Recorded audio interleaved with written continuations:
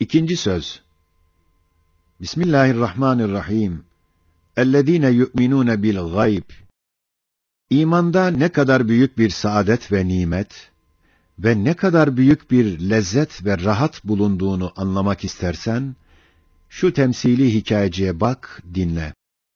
Bir vakit iki adam, hem keyif hem ticaret için seyahate giderler. Biri hodbin, talihsiz bir tarafa, diğeri hüdabin, bahtiyar diğer tarafa sülük eder, giderler. Hodbin adam, hem hodgam, hem hodendiş, hem bedbin olduğundan, bedbinlik cezası olarak nazarında pek fena bir memlekete düşer. Bakar ki her yerde aciz biçareler, zorba müthiş adamların ellerinden ve tahribatlarından vaveyla ediyorlar. Bütün gezdiği yerlerde böyle hazin, elim bir hali görür. Bütün memleket bir matemhane-i umumi şeklini almış. Kendisi şu elim ve muzlim haleti hissetmemek için sarhoşluktan başka çare bulamaz. Çünkü herkes ona düşman ve ecnebi görünüyor. Ve ortalıkta dahi müthiş cenazeleri ve meyusane ağlayan yetimleri görür, vicdanı azap içinde kalır.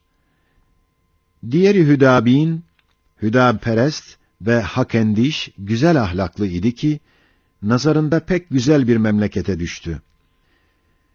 İşte bu iyi adam, girdiği memlekette bir umumi şenlik görüyor. Her tarafta bir sürur, bir şehrayin, bir cezbe ve neşe içinde zikirhaneler, herkes ona dost ve akraba görünür. Bütün memlekette yaşasınlar ve teşekkürler ile bir terhisat-ı umumiye şenliği görüyor. Hem tekbir ve tehlil ile mesrurane ahz-ı asker için bir davul, bir musiki sesi işitiyor. Evvelki bedbahtın hem kendi hem umum halkın elemi ile müteellim olmasına bedel, şu bahtiyar hem kendi hem umum halkın süruru ile mesrur ve müferrah olur. Hem güzelce bir ticaret eline geçer, Allah'a şükreder, sonra döner, öteki adama rast gelir. Halini anlar, ona der, yahu sen divane olmuşsun. Batınındaki çirkinlikler, zahirini aksetmiş olmalı ki, gülmeyi ağlamak, terhisatı soymak ve talan etmek tevehhüm etmişsin. Aklını başına al, kalbini temizle, ta şu musibetli perde senin nazarından kalksın, hakikati görebilesin.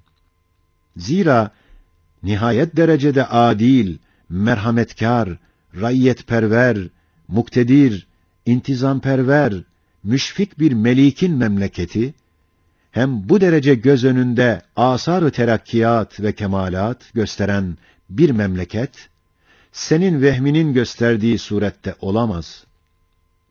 Sonra o bedbahtın aklı başına gelir, nedamet eder, evet ben işretten divane olmuştum, Allah senden razı olsun ki cehennemi bir haletten beni kurtardın der.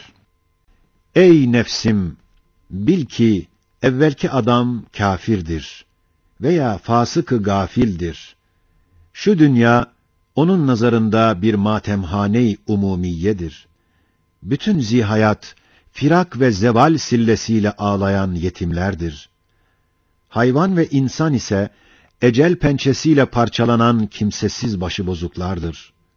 Dağlar ve denizler gibi büyük mevcudat, ruhsuz, müthiş cenazeler hükmündedirler. Daha bunun gibi çok elim, ezici, dehşetli evham, küfründen ve dalaletinden neşet edip, onu manen tazip eder. Diğer adam ise mü'mindir. Cenab-ı Halık'ı tanır, tasdik eder. Onun nazarında şu dünya, bir zikirhane-i Rahman, bir talimgâh-ı beşer ve hayvan ve bir meydan-ı imtihan-ı insücandır. Bütün vefiyat-ı hayvaniye ve insaniye ise terhisattır. Vazife-i hayatını bitirenler, bu dar-ı faniden manen mesrurane, dağdağsız diğer bir aleme giderler. ta yeni vazifedarlara yer açılsın, gelip çalışsınlar. Bütün tebellüdat-ı hayvaniye ve insaniye ise ahz-ı askere, silah altına, vazife başına gelmektir. Bütün zihayat birer muvazzaf mesrur asker, birer müstakim memnun memurlardır. Bütün sadalar ise ya vazife başlamasındaki zikir ve tesbih ve paydostan gelen şükür ve tefrih veya işlemek neşesinden neşet eden nagamattır.